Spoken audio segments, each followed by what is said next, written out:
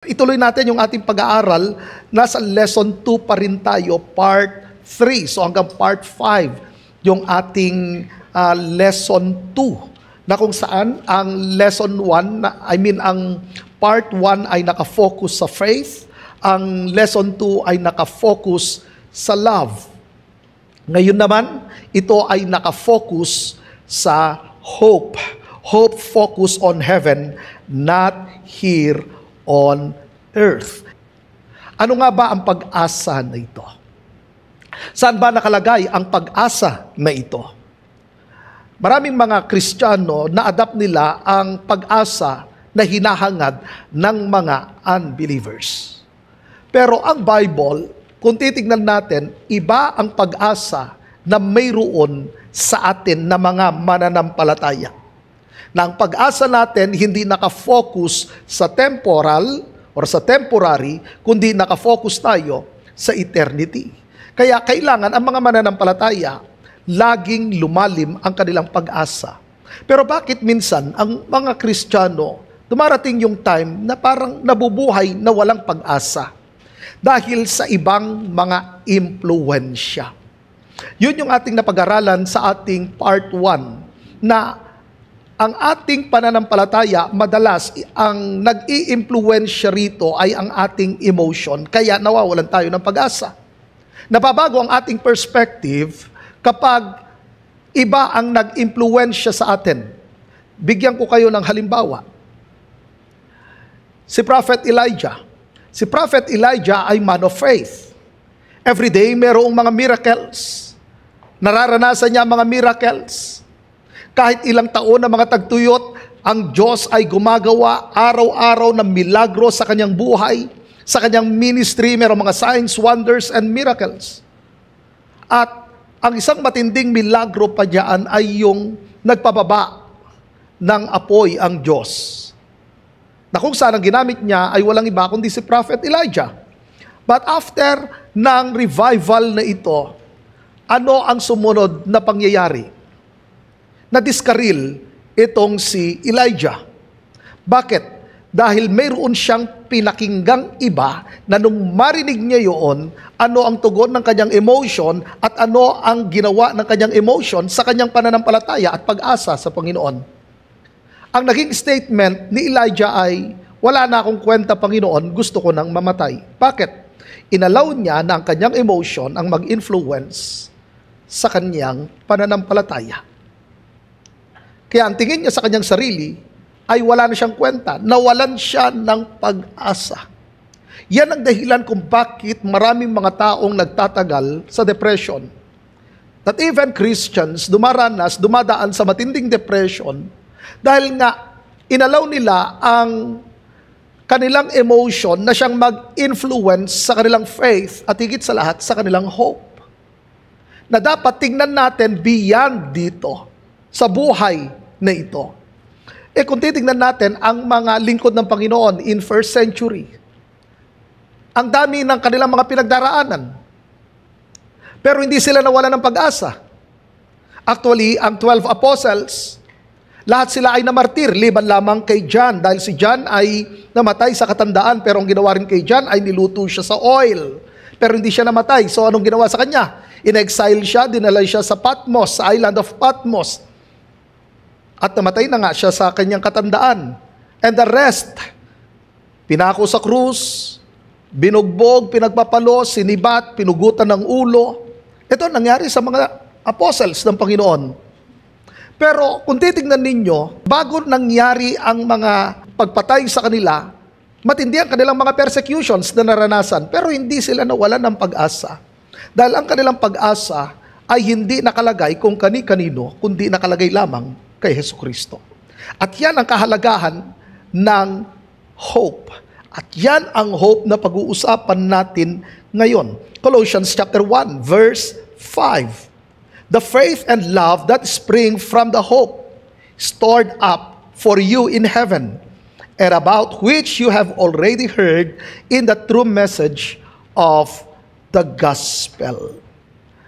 Sa buhay na ito, nabubuhay tayo na kung saan maraming mga Kristiyano mukhang lumalago pero hindi naman talaga lumalago. Spiritually, ano nangyayari? Hindi ganon ang kanilang growth. Maraming mga Kristiyano na kung saan tigang na tigang sila spiritually. Na-stuck na mismo sila. Even churches, the local churches, mukhang lumalago spiritually pero kung titignan mo, more on programs. Yun ang naging focus. Hindi ang kanilang spiritual life. Sa ating pinag-aaralan, tinitingnan natin ang growth na hindi kayang pekein. Ang tunay na pananampalataya na nakalagay kay Kristo ay dynamic faith. Ito ang saving faith na kung saan makikita mismo na nag-grow ito. Kaya nga, ang saving faith ay dynamic faith. Ang love na ating pinag-aralan, obvious na obvious yan, hindi lamang siya hanggang salita. Kitang-kita sa pagmamahal sa mga kapatiran. Sa papaano mo mapapakita ang pagmamahal sa mga kapatid sa Panginoon? Sa pamagitan ng iyong paglilingkod sa kanila, sa pamagitan ng pagtitimpoy mo, pagtitiis mo, pagtsatsaga mo, pagpapatawad mo sa iyong kapwa. That is love. Na kahit ikaw ay sinaktan, pinili mo pa rin magpatawad. Tandaan ninyo, yung ating pinag-aralan sa verse 4b ng Colossians chapter 1, sinabi roon na ang inyong pag-ibig ay para sa lahat ng mga mananampalataya. Hindi lang sa ilan sa kanila. Sa kabila ng kanilang mga background differences, pinili nilang patawarin ang isa't isa, tinanggap nila ang isa't isa, anuman ang estado ng buhay nila. Ngayon, saan ba nanggaling ang pananampalataya at pag-ibig na ito? Tingnan natin ngayon kung anong klaseng pag-asa ang tunay na nagpapalago sa isang Kristiyano. Yung paglago na hindi kayang gayahin at hindi kayang pekein. Verse 5, the faith and love that spring from the hope. Ang pananampalataya at pag-ibig na nagmumula sa pag-asa. Number 1, hope that produces true growth. Ang pag-asang nagbubunga ng totoong paglago. Kung pansinin ninyo yung ating binasa, ang ginamit mismo ni Apostle Paul na word dyan, yung word na spring from the hope or pinanggalingan, pinagmulan, source. Ngayon ang tanong, saan nanggaling ang faith? Saan nanggaling ang love? According sa Colossians chapter 1 verse 5, mayroong source ang love na ito. Mayroong source ang faith. Kung papansinin natin, lagi at laging binabanggit ni Apostle Paul ang faith, ang love, ang hope. Pero kakaiba ito sa lahat ng mga sulat ni Apostle Paul, ang Colossians chapter 1 verse 5, na kung saan makikita na natin ngayon ang cause-effect relationship. Hindi niya sinabi na ang hope ay galing sa faith. Hindi niya sinabing ang love ay galing kung saan-saan. Kundi sinabi niya kung saan nanggaling ang faith at ang love. Sinabi ko sa inyo yung word na that spring, source, pinanggalingan. Ngayon, ganito. Maliwanag dyan, dito sa Colossians chapter 1 verse 5, nanggaling ang faith at love sa hope. Ang source ay walang iba kundi ang hope. Ano ang hope na ito? Ang promise ng Diyos sa future. Gusto kong mabago itong mindset na ito kasi madalas, every time na binabanggit natin ang salitang promise, oy may pangako si Lord. Madalas, ang pangakong ito, nakafocus tayo sa material wealth. Nakafocus tayo sa success na sinasabi ng mundo.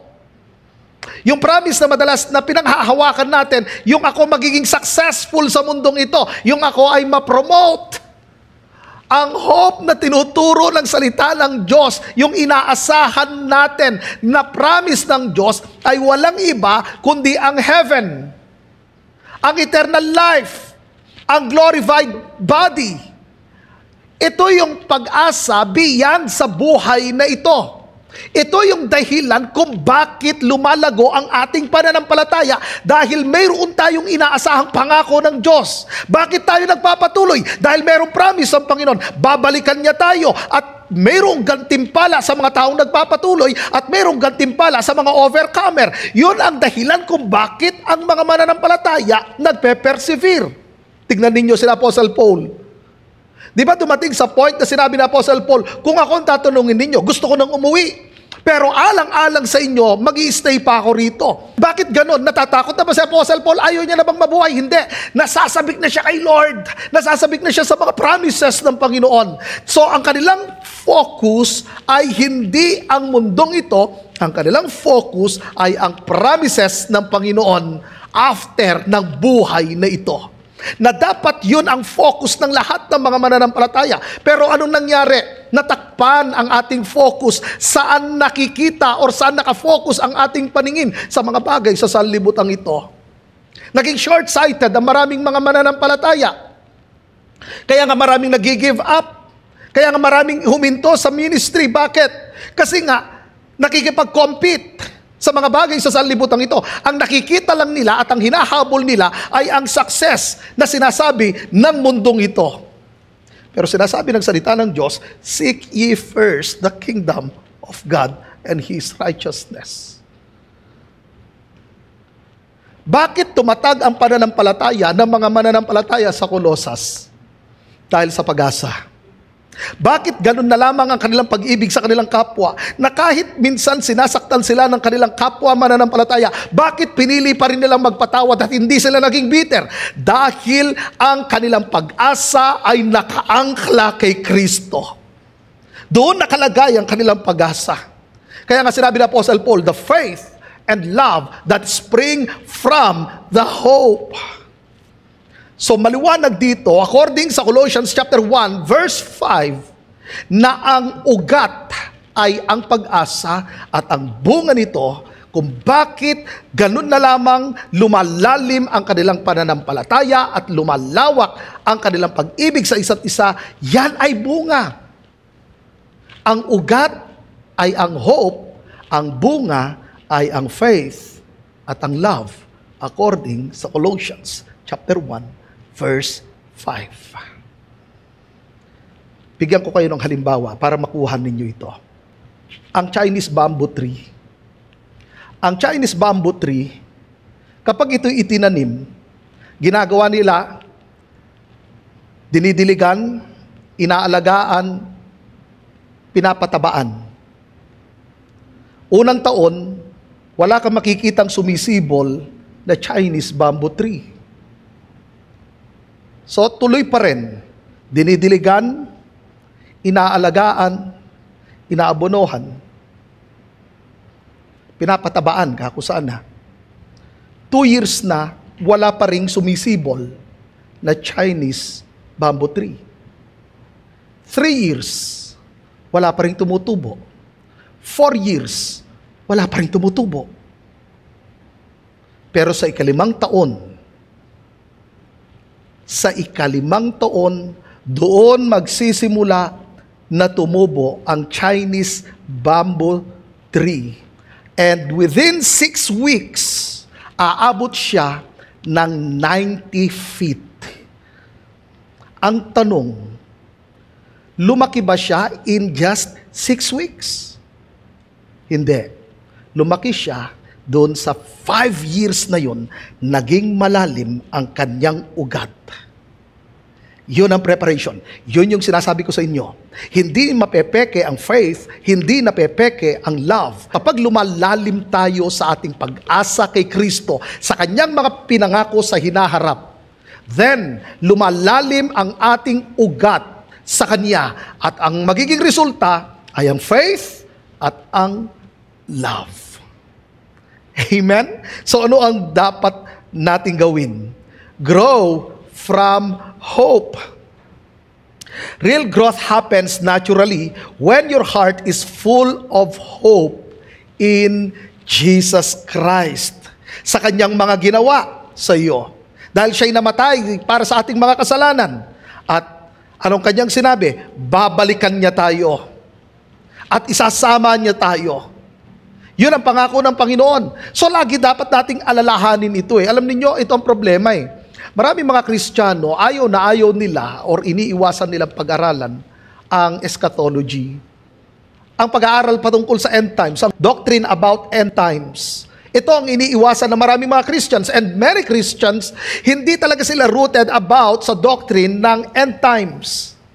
Bakit maraming mga Kristiyano, iniiwasan nila ang end times? Pag-usapan ng second coming of Christ, bakit maraming mga Christians ang natatakot? Kasi ang mindset ng marami, nakakatakot talaga ang second coming of Christ. Tandaan niyo, ang second coming of Christ, it's either na ito ay blessings or ito ay curse. Blessing para sa mga mananampalataya, ito ay curse sa mga hindi mananampalataya. Ito ang ating blessed hope. Ito ay judgment sa mga unbelievers. So how come na mga true believers, natatakot sila about the end times, about the second coming of Christ? Ang sinabi ng salita ng Panginoon, na tayo'y lumalalim or tayo'y lumalago sa ating pananampalataya at pag-ibig sa ating kapwa dahil sa ating pag-asa kay Kristo. Ano ang pag-asa na yon? Ang future na kung saan sinabi ng Panginoon ang kanyang mga pangako, babalikan niya tayo. Makakasama natin siya ng walang hanggan. Bibigyan niya tayo ng katawang hindi nabubulok at gagawa siya ng bagong langit at bagong lupa. So kung pinag-aaralan natin ang blessed hope, then nagkakaroon tayo ng malawak na pagkaunawa patungkol sa pagparito ni Kristo na ito nagtutulak ng ating kapanabikan sa pagbabalik ng ating Panginoong Hesus. Kaya dito na natin napapansin kung bakit ganun na lamang katatag ang pananampalataya ng mga kapatiran sa first century. Dahil excited sila sa muling pagparito ni Jesus Christ. So kahit matindi ang kanilang pinagdaraanan at naghihirap sila, kahit sa dami ng persecution, alam ninyo, nagpapatuloy sila. Bakit? Dahil sa hope, sa pag-asa na nakaangkla kay Kristo, na alam nila mayroong pangako ang Panginoon sa kanila. Paano tayo nakakasiguro na hindi ito mawawala kapag dumating ang matinding pagsubok sa atin? Kapag na-shake na tayo, kapag dumaraan na tayo sa mga mahihigpit na mga pagsubok, mga problema, mga pang-aatake, tinuro mismo ng salita ng Diyos na kung saan ang hope na ito ay hindi temporary. Verse 5, stored up for you in heaven. So anong tinuturo rito? Hope that is secured in heaven. Ang ating pag-asa ay hindi nakabase at hindi nakadepende sa circumstances. Ang pag-asa na ito, ginamit mismo ni Apostle Paul ang word na stored up. Anong ibig sabihin ng stored up or itinabi? Ibig niyang sabihin rito, itinago sa ligtas na pag-iingat. So ang point ay ganito, ito ay secure, ito ay na-preserve, ito ay hindi mawawala. So itinuturo rito na lahat ng mga mananampalataya, ang ating inheritance ay secure na. So maaaring sasabihin nyo, kahit po ang tindi na pinagdaraanan ko, kahit dumarating yung time na nanlalamig ako, yes, dahil hindi naman nakadepende yan sa feelings mo. Hindi yan nakadepende sa nararanasan mo. Kahit parang na-shake na ang mundo ko, yes. Dahil ang sabi ng salita ng Diyos, na ang pag-asang ito ay secure. Hindi mawawala. Walang sino man ang makakaagaw nito. Bigyan ko kayo ng halimbawa. Ang isang anak na mayroong bilyonaryong tatay. At sinabi ng kanyang tatay, anak, mayroon akong ibibigay sa iyo na full inheritance na kung saan secure ito sa iyong account under your name. At matatanggap mo lamang ito pagdating ng appointed time. So anong gagawin ng anak? Naniniwala siya sa kanyang tatay na kung saan nailagay na sa kanyang account ang bilyong-bilyong pera na kung saan sa appointed time mapapasa kanya ito. So kahit anong nangyayari, kahit merong problema, hindi siya natataranta. Bakit? Alam niya na meron siyang bilyong-bilyong mana mula sa kanyang tatay at matatanggap niya ito sa appointed time. Hindi rin siya habol ng habol sa kayamanan na nag-aalala siya. Bakit? Dahil mayroon siyang kayamanan, hinihintay niya lang ang appointed time. Alam ninyo, bakit ganun ka-secure ang anak? Kasi ito'y tinuturo mismo rin sa atin na dahil sa ang ating pag-asa ay hindi nakabase sa ating nakikita, kundi sa tiyak na pangako mismo ng Diyos. Katulad ng anak na siya'y naniniwala sa pangako ng kanyang tatay, ganun din tayo na mga anak ng Diyos na tayo'y naniniwala sa pangako ng ating daddy. So mayroong kapayapaan mismo sa ating puso. Kahit hindi madali ang buhay, kahit ang daming mga struggle, pero alam ko, sure ang aking inheritance. Yun ang itinuturo mismo ng salita ng Diyos. Yun ang sinasabi ng Apostle Paul, stored up in heaven. Sa'yo na yon, naka-reserve na yon. Hindi yun nakabase sa iyong emotion. Hindi nakabase sa mga earthly outcomes. Ito ay nakabase mismo sa eternal promise and faithfulness ng Diyos. Kaya anong dapat natin gawin? Anchor in eternity. Ang matibay na angkla na nakaugat mismo sa buhay na walang hanggan. Ang pag-asa na ito, nakapoint siya mismo sa ating inheritance. Ano yung inheritance natin? Ang eternal life.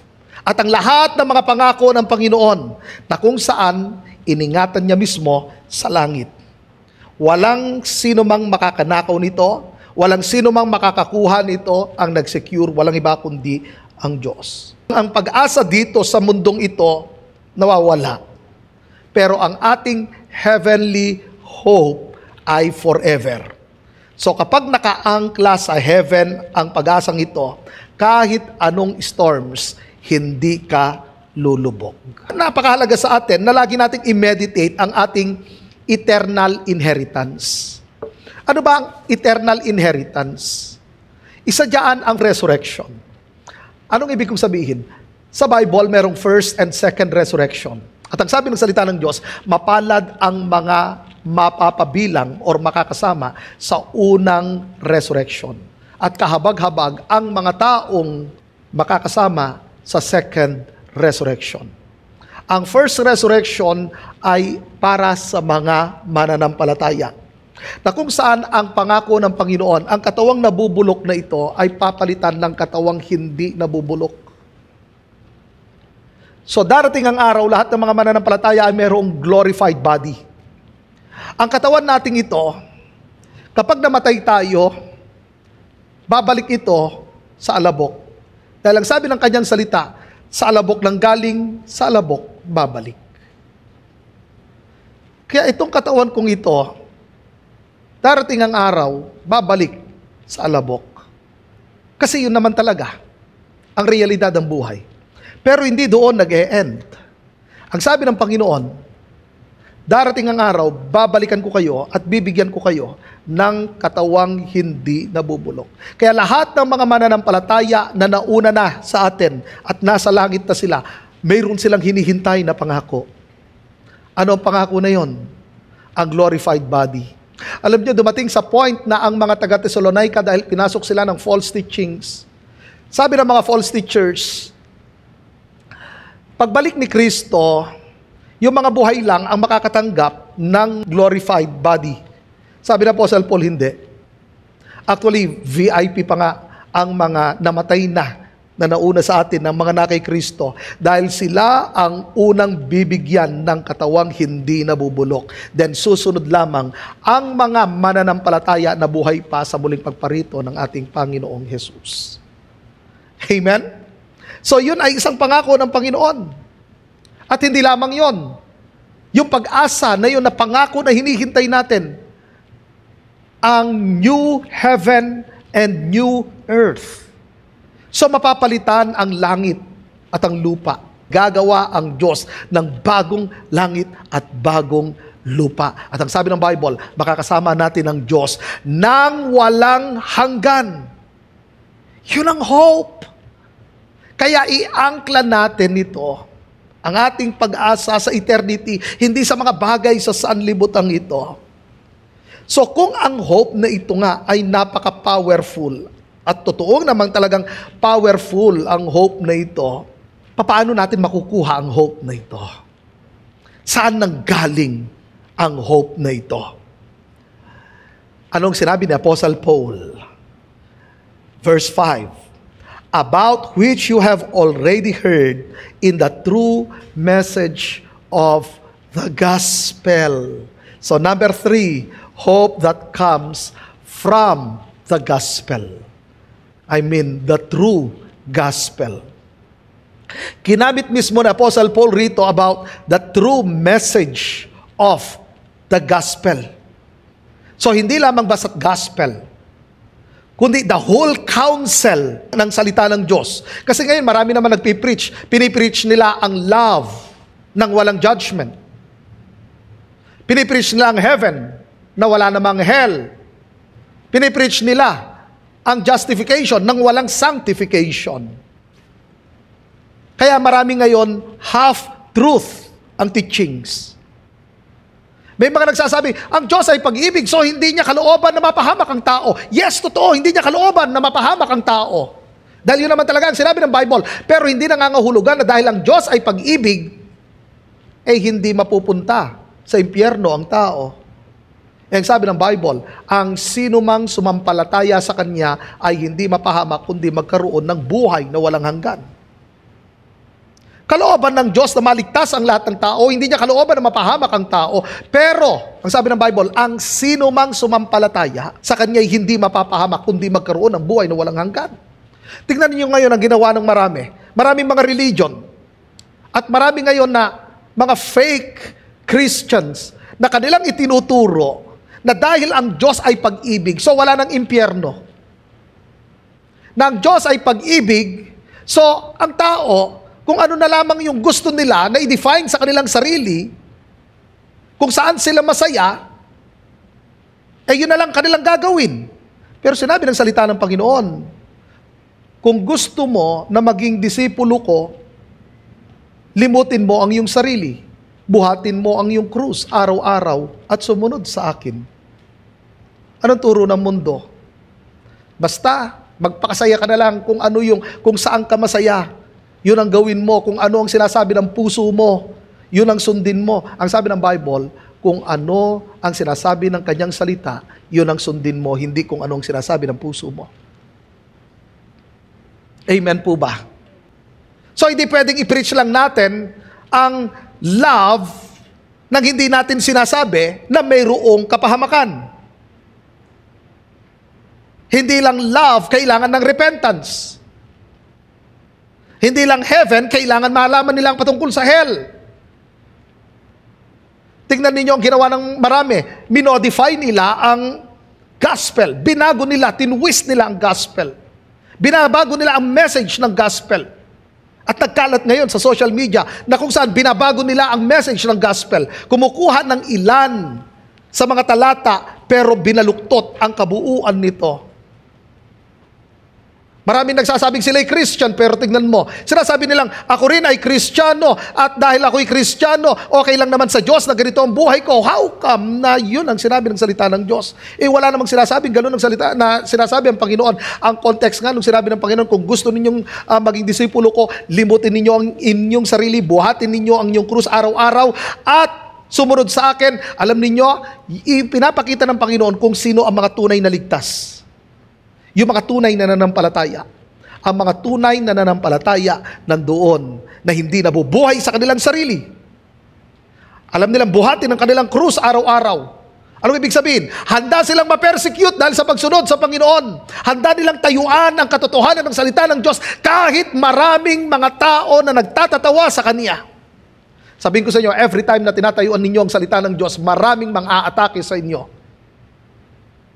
Every time na sinasabi natin ang true message of the gospel, kaayawan ka ng maraming mga tao. But many times, natetempt ang maraming mga Kristiyano na dapat tanggapin sila ng mundong ito. Tandaan ninyo, sabi ng Panginoon, na siya ni-reject.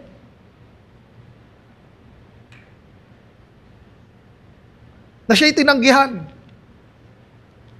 So asahan ng mga tagasunod ni Jesus Christ, naaayawan kayo ng mundong ito. Aayawan tayo ng mundong ito.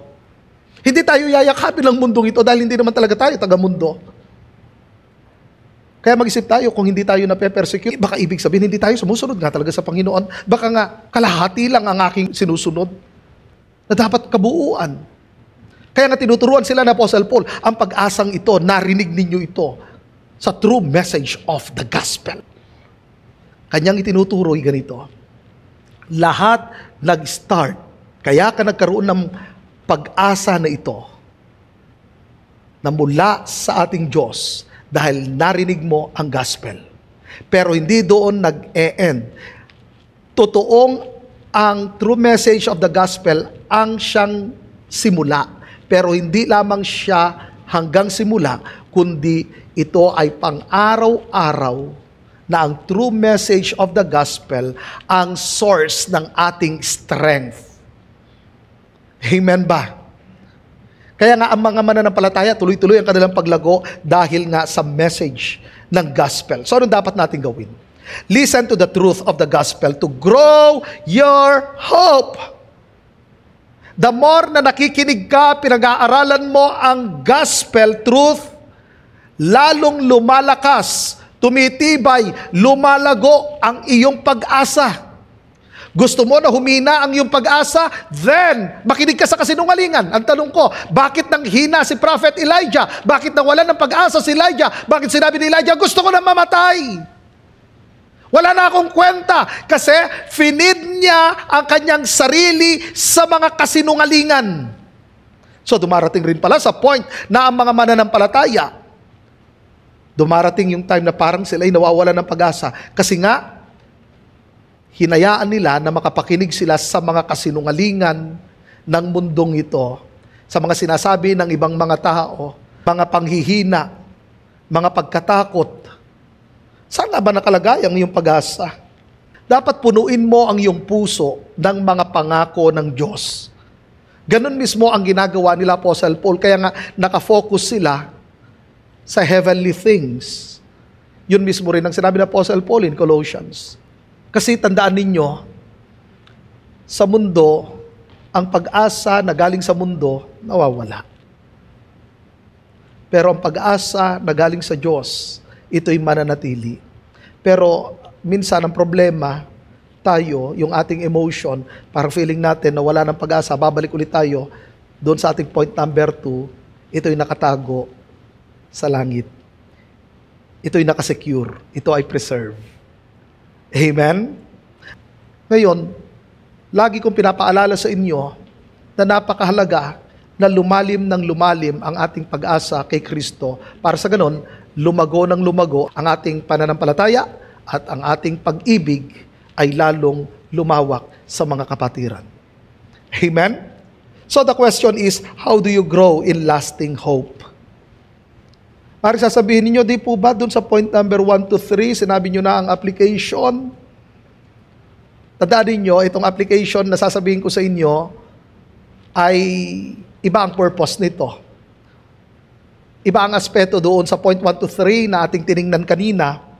Yung main points natin, yung application doon, yun ay root system. Ito ngayon, yung application na sa tanong kong, how do you grow in lasting hope?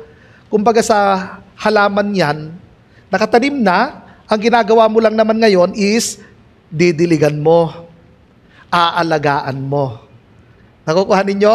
So yun yung focus natin ngayon. Nasa atin ang hope, secure na ito, preserve na ito, hinihintay natin ito sa appointed time. Ganon din yung mga nauna na sa atin, yung mga kaluluwa na nasa presensya na ngayon ng Panginoon, yung nasa heaven, hinihintay pa rin nila yung hope na ito, yung glorified body, ang new heaven and new earth.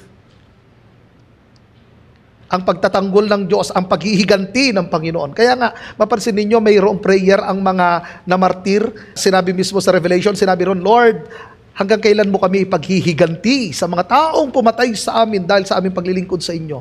Sabi ng Panginoon, darating yan. Sa appointed time. So, meron talagang araw ng paghihiganti ang Panginoon. At dumarating yung time na parang nawawalan tayo ng pag-asa. So, dito ngayon, sa application na ito, para lalong mapasigla ang hope na ito, mapalago ang hope na ito, kailangan natin itong diligan. Kailangan natin itong alagaan. Tandaan ninyo, kailangan ma-nurture ang hope na ito na nasa sa atin ngayon. Okay? So, how to grow and nurture lasting hope? Number 1, feed on promises. Daily dapat i-feed natin or pakainin natin ang ating kaluluwa ng mga salita ng Diyos. Ano ito? Lalo na ang kanyang mga pangako. Maraming pangako ang Panginoon patungkol sa ating hinaharap. Tingnan ninyo si Abraham. Si Abraham, namuhay siya na ang focus niya ay ang Zion, ang heaven. Yun ang kanyang focus. Isipin mo, no? Napakayaman niya, ang dami niyang kayamanan. Pero minsan mapaisip ka, bakit hindi nagpagawa ng permanenteng bahay si Abraham? Ang sabi ng Bible, napakayaman mismo ni Abraham. Ang sabi ng Hebrews ay ganito, dahil siya'y namuhay at tiningnan niya ang kanyang sarili na dito sa mundong ito, siya ay naglalakbay lamang. Dahil alam niya na mayroong pangako ang Diyos na mayroon siyang walang hanggang tahanan. Ganon dapat ang mindset ng lahat ng mga mananampalataya. So every time na nadi-discourage tayo, naisip natin parang hopeless ang situation ko. Lord, bakit ganon hindi po nangyari yung aking pangarap? Hindi nangyari yung aking plano? Lagi niyong paalalahanan ang inyong sarili. Ang buhay ko ay hindi hanggang dito lang. Kung hindi man naging komportable ang buhay ko ngayon, alam ko na mayroong pangako ang Diyos sa akin after life. At yun ay walang hanggan. Yun ay secure. Iningatan yun ng Diyos. Yun ay na-preserve para sa akin, para sa atin na mga mananampalataya. Romans chapter 15 verse 4. Ang lahat ng nakasulat sa kasulatan noong unang panahon ay isinulat para turuan tayo. Ano yung nakasulat na tinutukoy niya ito? Ang Old Testament. Kaya napakahalaga ng Old Testament. So sinabi niya, ang lahat ng nakasulat sa kasulatan, Old Testament, noong unang panahon ay isinulat para turuan tayo. Pakita na natin ngayon ang purpose ng Old Testament. Isa sa mga purpose ng Old Testament, kaya natin ito binabasa, napapaalalahanan tayo kasi para turuan tayo. At sa pamagitan ng kasulatan, tayo'y magiging matatag at malakas ang loob at magkakaroon ng pag-asa. So ito yung kahalagahan kung bakit laging finifeed natin ang sarili natin ng salita ng Diyos. Lumalakas ang ating pag-asa. Dumarating ang time na parang nawawalan tayo ng pag-asa, pero sa pamagitan ng salita ng Diyos, nagiging malakas tayo, nagiging matatag tayo. Nafi-feed ang ating hope. So God's promises are the foundation of our hope. Huwag niyong kalilimutan yan, na ang hope mismo na ito, ang pundasyon nito ay ang mga pangako ng Diyos sa atin. Kaya ito yung ating inaasahan. Kaya the more na meditate mo ang word, the stronger your hope becomes. Second, speak with hope. Hindi lamang ito sa sarili natin, kundi ang ini-speak natin, tandaan ninyo, ang encouragement, ang comfort. Kaya kung sinabing speak with hope, tignan nyo ang mga mananampalataya. Balik ulit tayo sa 1 Thessalonians chapter 4. Dumating yung time na ang mga mananampalataya sobrang naghihina na sila. Naisip nila, kawawa naman yung aming mga mahal sa buhay, hindi na sila bibigyan ng glorified body. Yung mga mananampalataya, ng mga kapatid na namatay na. So ang kanilang kaisipan, wala nang glorified body. Sabi ni Apostle Paul, hindi. Sila pa nga ang VIP. Sila ang unang bibigyan. Then pagkatapos tayo nang susunod na mga buhay pa sa muling pagparito ng Kristo. At doon sa end na yun, sa chapter 4 ng 1 Thessalonians, sinabi roon na i-comfort ninyo ang isa't isa sa pamagitan ng mga katuruan ito. Ano yung katuruan na yun? About the second coming of Jesus Christ. So isang comfort sa atin ang promise ng muling pagparito ng ating Panginoong Hesus. Tingnan natin sa Hebrews chapter 10, verse 24 to 25. At sikaping nating mahikayat ang isa't isa sa pagmamahalan at sa paggawa ng kabutihan. Huwag nating pababayaan ang mga pagtitipon natin gaya ng nakaugalian na ng ilan. Sa halip, palakasin natin ang loob ng bawat isa, lalo na ngayong nalalapit na ang huling araw. Napansin ninyo kung paano pinalalakas ang mga kapatid? Maraming mga discouraged na that time. At ayaw nang dumalo sa mga pagtitipon ang mga kapatiran that time. Kaya sinabi na Apostle Paul, ng author ng Hebrews, sinabi niya na, huwag ninyong kaliligtaang dumalo sa mga pagtitipon katulad ng ginagawa ng ilan. Bakit ganon? Alam niyo ito ang purpose kasi Kung pansinin niyo sa verse 24, ang isa sa mga dahilan kung bakit meron tayong fellowship para ma-stir up ang love at ang good works. Then pagkatapos niyan, ang pag-comfort natin, ipaalala natin sa mga kapatiran, malapit nang dumating si Jesus. Kasi minsan tayo ganito parang yung buhay natin parang hanggang dito lang. Kaya nga, kapag dumating ang kabiguan, gusto natin, ay, wala na, dead end na. Akala natin hanggang dun na Pero ang itinuturo ng salita ng Diyos, kahit dumating sa atin ang matinding mga kabiguan sa buhay, lagi tayong nakafocus sa muling pagparito ni Jesus Christ. Kaya napakahalaga na paalalahanan lagi natin yung mga kapatid natin. O halimbawa, ganito, mayroon isang leader or disciple maker na nangihina na siya, gusto niya nang i-give up ang ministry. Ganito magpaalala, magpatuloy ka sa Panginoon. Alam mo kung bakit? Dahil sinabi ng salita ng Diyos na huwag tayong huminto sa paggawa ng mabuti dahil mayroong due season. Dahil sa due season na yon, matatanggap natin ang ating reward. Mayroong reward ang Panginoon. Actually, pinangako ng Panginoon naman talaga, sinabi ng kanyang salita sa Peter na kung saan ang lahat ng mga nag-alaga ng mga tupa ng Panginoon ay mayroong gantimpala mula sa chief shepherd. Sino ang chief shepherd? Tandaan ninyo, si Jesus Christ, hindi lang siya good shepherd, hindi lang siya great shepherd, siya ang chief shepherd. Anong ibig sabihin ng chief shepherd? Siya ang rewarder.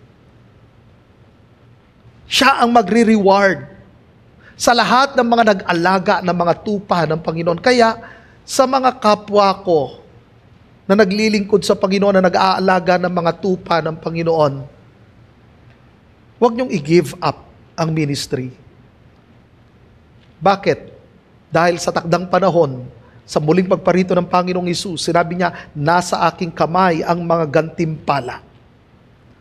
Ganon ang pagpapaalala. Kasi biblical yun. Yun naman talaga sinabi ng salita ng Diyos. Kaya patuloy niyong paalalahanan ang inyong sarili, ang mga kapatid. Tandaan ninyo, ang hope ay nag-grow in community.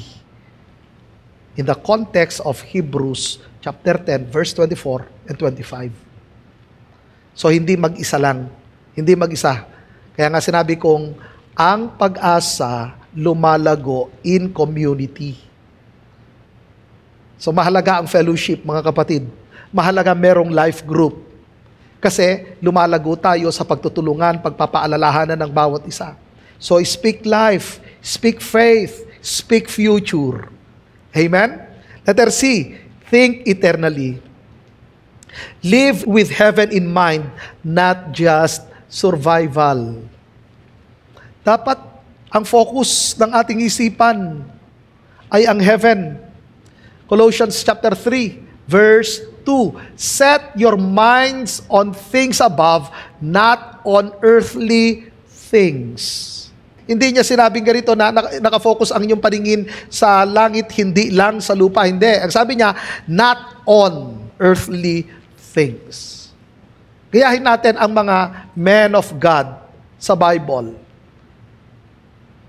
Kahit nga ilan sa kanila ang mga masasagana, hindi sila nakafocus sa kasaganaan. Yung mga naghihirap ng mga mananampalataya, especially in the first century, hindi sila nanghihina. Bakit? Ang focus nila ay ang heaven. Pero mayroong isang man of God na nawala sa focus, kaya na-depress. Sino? Si King Solomon. Nawala ang kanyang focus. Saan siya nag-focus? Sa earthly things. Sa yaman, sa karangyaan, sa kasikatan, sa mundong ito. Kaya nga naisulat ang Ecclesiastes, sinabi niya ang lahat ng kanyang karanasan. Kaya maramdaman mo talaga yung sitwasyon ni King Solomon. Kahit nasa kanya na ang lahat sa mga bagay sa sanlibutan ito, alam niya, sinabi niya, wala itong kwenta, wala itong kwenta. Walang epekto na yan eh. Yung mga ginawa mo nang walang pananampalataya, nang wala ka sa focus sa Panginoon, walang kwenta yan. Ikumpara mo sa heaven. Pero lahat ng ginagawa natin para sa Panginoon, tandaan ninyo, yan ang may halaga. Yan ang may value. Kaya sinabi ng salita ng Diyos, set your minds on things above. Maaaring sasabihin natin, so masama po bang yumaman? Hindi yun ang sinasabi ng salita ng Diyos. Ang sinasabi ng Panginoon, gamitin ninyo ang inyong kayamanan. Para saan? Sa kanyang kaharian. Para maraming masave. So, mayroong purpose sa mga pinagpala financially. Mayroong purpose kung bakit kayo pinagpala ng Panginoon. Babalik ulit tayo sa principle natin sa Colossians chapter 4. Sa mga wala namang ganon, kayamanan financially, tandaan ninyo, di rin mababago ang principle na yan. The same pa rin. Mayaman, mahirap, or nasa middle class, set your minds on things above. Hindi magbabago yan. Ano man ang estado mo sa buhay, focus ka sa langit. Amen? And last, worship through storms. Hindi lang para sa masasayang araw ang worship. Minsan kasi ganito masarap mag-worship lalo na kapag answered prayer ka. Pero tanong ko, pag sa gitna ng unos, mag-worship ka pa rin ba? Saan ba nakaangkla ang puso mo? I mean, ang pag-asa mo? Mga kapatid, piliin pa rin natin mag-worship kahit sobrang hirap na ng pinagdaraanan natin sa mga panahon na nasa unos tayo or sa panahon na nagtatagumpay tayo, worship pa rin natin ang Panginoon. So, ano man ang sitwasyon, pero lalo na sa mga sitwasyong nasa unos tayo, piliin pa rin nating mag-worship sa Panginoon. Bakit? Dahil naniniwala tayo na tapat ang Diyos, kaya inilagay natin ang pag-asa natin sa Kanya. Amen? Sabihin mo sa katabi mo, tapat si Lord. Hebrews 6:19, we have this hope as an anchor for the soul, firm and secure. So ang pag-asang ito, ang ating angkla sa kaluluwa. Yun ang sabi ng Bible. Ito'y matatag, ito ay matibay. Kaya mga kapatid ko, alam na natin kung anong gagawin natin. Na kailangan na lumago tayo sa ating pag-asa. Yan yung hindi kayang pekein. Kapag lumalago ka sa pag-asa, sigurado na ang faith at ang love. Pero pag hindi lumalalim ang iyong pag-asa, ang mangyayari, mababaw lang rin ang iyong faith at selective ang pagmamahal mo. Mahirap magpatawad kapag hindi malalim ang iyong pag-asa. Tandaan ninyo, buo nga lamang ng pag-asa ang faith at ang love. Bakit ganun na lang pagmamahal nila sa mga kapatid? Bakit napapatawad nila mga kapatid at hindi sila naging bitter? Dahil sa kanilang hope sa Panginoon. So ito'y kanilang inalagaan, pinalago. Kaya nagiging mapagpatawad sila, nagiging mapagpasensya sila, nagpapatuloy sila maglingkod, nagiging masigasig ang kanilang paglilingkod sa Panginoon, hindi nila i-give up ang kanilang calling. Sa mga i-give up nila ang kanilang calling, mga kapatid ko, sa iba mo nilagay ang iyong pag-asa. Nilagay mo ang iyong pag-asa sa sarili mo. Nakala mo ikaw ang may control ng buhay mo.